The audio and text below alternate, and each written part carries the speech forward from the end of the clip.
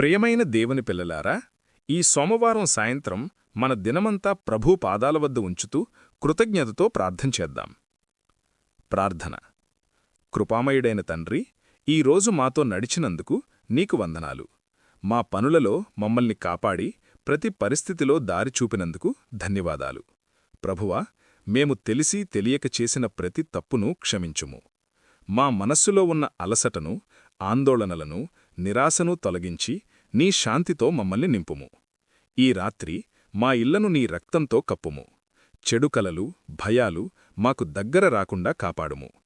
అనారోగ్యంతో ఉన్నవారికి స్వస్థతను, బాధలో ఉన్నవారికి ఓదార్పును ప్రసాదించుము. రేపటి దినానికి మమ్మల్ని సిద్ధపరచుము.